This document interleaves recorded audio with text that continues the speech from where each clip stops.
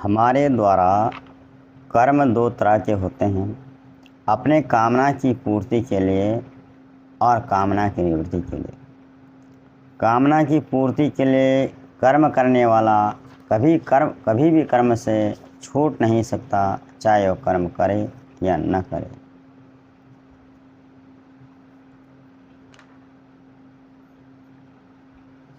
कर्म करे या ना करे, पर कामना की निवृत्ति के लिए कर्म करने वाला कर्म करते ही उस कर्म से छूट जाता है। संसार के पदार्थों के प्रति आकर्षण को आसक्ति कहते हैं। आसक्ति ही पतन करने वाली है, कर्म नहीं। आसक्ति के कारण ही मनुष्य शरीर, इंद्रियां, मन, बुद्धि आदि जड़ पदार्थों से अपना संबंध मानकर अपने लिए आराम, सुख भोग के लिए कर्म करता है। इस प्रकार संसार के साथ आसक्ति पूर्वक माना हुआ संबंध ही मनुष्य के लिए बारंबार जन्म मरण का कारण बनता है। आसक्ति रखकर कर्म करने वाला मनुष्य दूसरों का हित नहीं कर सकता। उसके द्वारा दूसरों का जो हित होता है उसमें कुछ ना कुछ उसका स्वार्थ जुड़ा रहता ही है। जबकि आसक्ति रहित होकर कर्म करने वाले मनुष्य से अपने आप प्राणी मात्र का हित होता है।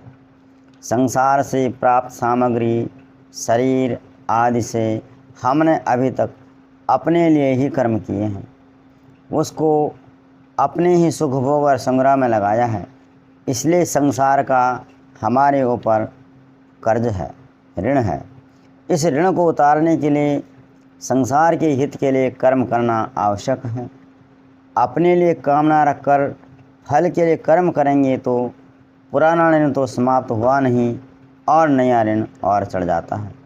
और ऋण से मुक्त होने के लिए ही हमें बारंबार संसार में आना पड़ता है।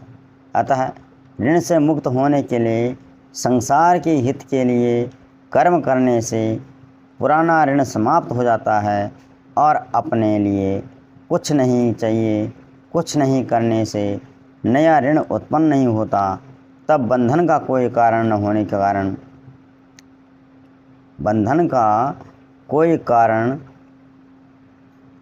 न रहने से नया ऋण उत्पन्न नहीं होता और मनुष्य स्वतः ही ऋण से मुक्त हो जाता है, संसार से मुक्त हो जाता है। धन्यवाद।